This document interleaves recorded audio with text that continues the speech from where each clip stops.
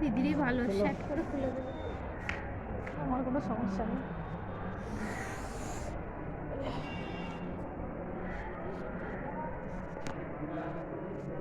দেরি করা কার আঁকা আবার ভুবন ভুবন ভুবন ডাঙার প্রাণ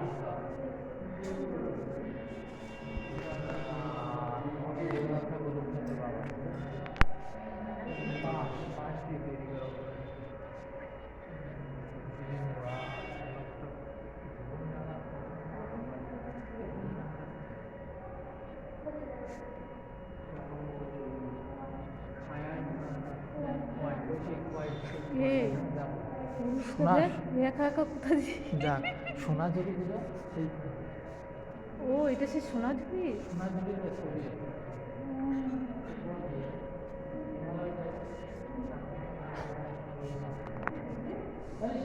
এটা তো রবীন্দ্রনাথের ছোট্টবেলার ছবি। ও রবীন্দ্রনাথের ছোট্টবেলার ছবি।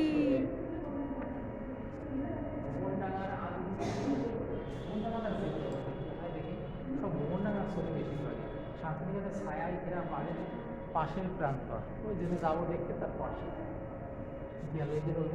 এটা রবীন্দ্রনাথ ঠাকুর। 22-23 বছরের সময় রবীন্দ্রনাথের চেয়ারায় এটা 22-23-এ তখনই কেমন লাগছে মুখের শেপটা। সেই সময়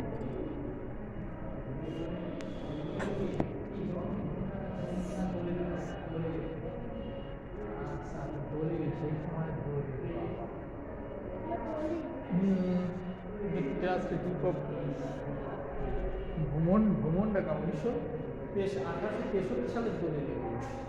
তো ভ্রমণ ডাকাটা খুব কি রবীন্দ্রনাথ থাকতো ওই জায়গাটাকে ভ্রমণ ডাকা। এটা কনিষ্ঠ পুত্র রবীন্দ্র।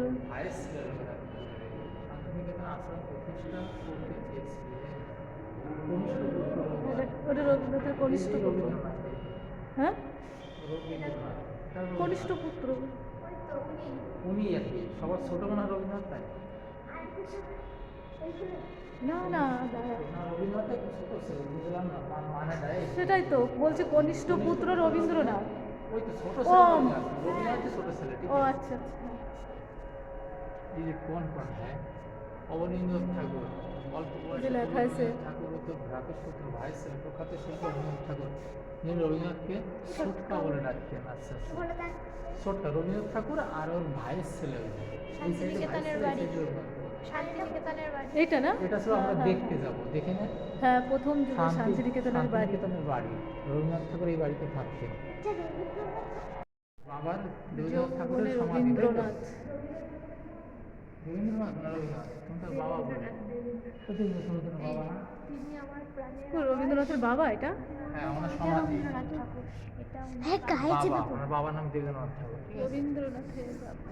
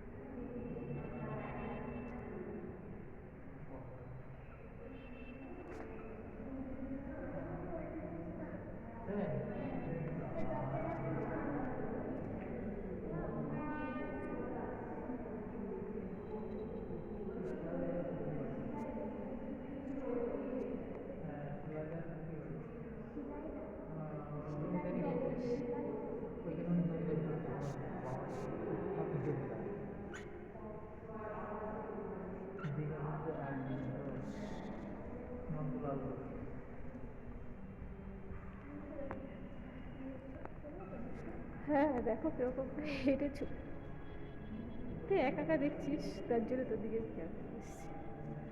একটু আলোচনা আলোচনা আলোচনা আলোচনা এই কি হচ্ছে এগুলো।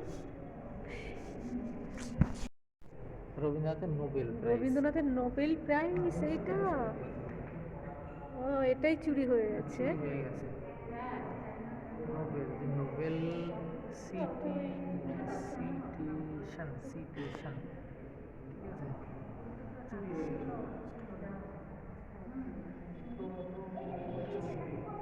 তিনটে মেয়ে দুটো পুত্র। রবীন্দ্রনাথের বয়স এখন 22 আর ইনার বয়স তখন আসছিল 9 ছিল সম্ভবত এইটাই। যাও কিছু হয় তো এই এইটাই করে ট্রেনে এসেছিল কি এই ট্রেনে করে রবীন্দ্রনাথ জোড়াসাঁকোয় চলে গেছিল। ওই বাবারে, দেখো, সেই ট্রেনটাকে এখানে রেখে ওই দেখো, দিয়েছে। এই শিলি দেখে যাও, সে ট্রেনের ওই যে সে লাঠি ধরে লাঠি ওই তো, হ্যাঁ মানে এখানে এই এই ট্রেনে করে কলকাতায় যায় জোড়াসাঁকো। সে লাঠিটাও রেখেছে এই ট্রেনে করে যাও। সাগরদাঁড়ের কবির শান্তিনিকেতন থেকে কলকাতায় আনা হয়। ও, মানে এইখান থেকে উনি 1941 সালে চলে যায় একবারে। সেটা ছিল জোড়াসাঁকো। ওই দেখো শুয়ে শুয়ে 1941 সালে 25শে জুলাই এই কবিকে শান্তিনিকেতন থেকে কলকাতায় আনা হয়। ওই যে ওয়াটার অফ সব কিছু তখন কিলোমিটার লোক ছিল। এসপি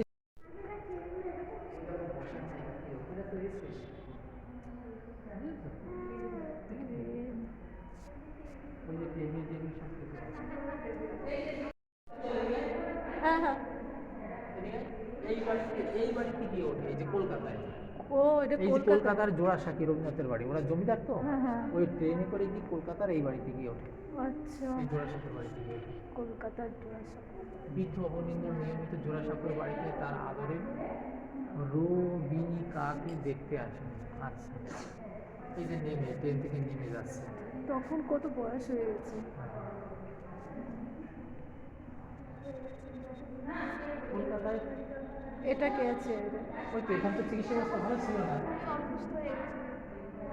হ্যাঁ, অসুস্থ কবি বোলপুর স্টেশনে, ও এই দেখ, ও অসুস্থ কবি এই বোলপুর এই স্টেশনে অসুস্থ হয়ে তারপরে ট্রেনে উঠে কলকাতায় চলে যায় স্থায়ীভাবে জোড়াসাঁকোতে। আচ্ছা। অসুস্থ হয়ে যায় কবি। এই যে কত মানুষ রবীন্দ্রনাথকে তখনই অসুস্থ হয়ে গেল। এই যে স্টেশন, এই যে স্টেশন, এই স্টেশনে দেখ 1941 সালে 25শে জুলাই শেষবারের মতো শান্তিনিকেতন ছেড়ে যাচ্ছে। শান্তিনিকেতন থেকে আসছিল বোধহয়, আর ওই যে ওইটা বোলপুর স্টেশন, আর শেষ সেই ট্রেন। তার মানে তো ওর শেষ। জীবনটা এখানেই কেটে গেছে। হ্যাঁ। ওটা তো লাস্ট বয়সে চলে গেছে ওখানে।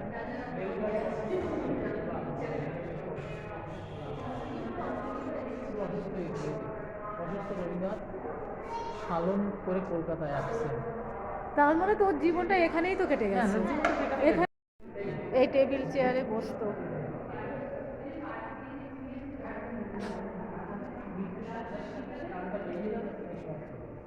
মৃত্যু সজ্জায় রবীন্দ্রনাথ, ও এটা মৃত্যু সজ্জায় মৃত্যু রবীন্দ্রনাথ। সজ্জায় জোড়াসাঁকোর বাড়িতে আছে। আচ্ছা, ঠিক আছে, একেবারে লাস্ট লাস্ট সময় রবীন্দ্রনাথ। মৃত্যু সজ্জায় রবীন্দ্রনাথ। আসো আসো আসো, মৃত্যুটা একদম দেখতে। হ্যাঁ, তো ওই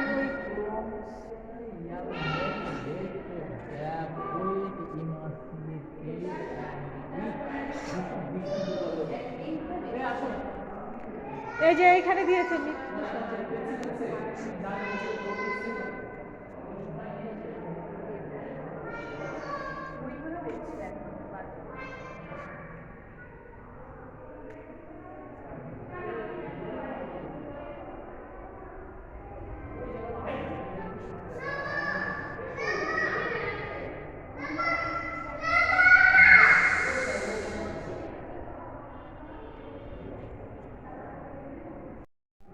আমরা যে ঢুকেছি এটাকে পুরো ছোট করে এখানে কি ছোট লাইট দিয়েছে, গেট দিয়েছে।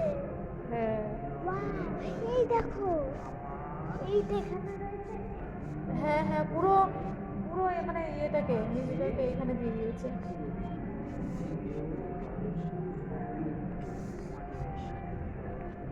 কি বড় বড় করে লিখলো। ঠিক আছে, বড় করে আমার দিতেছে। খুব ভালো লাগলো রবীন্দ্রনাথের জীবন ইতিহাস সামনাসামনি দেখে, যে মহাকবি কবি রবীন্দ্র তুমি আর ভিডিও করে না, বাইরে লেখা আছে ভিডিও।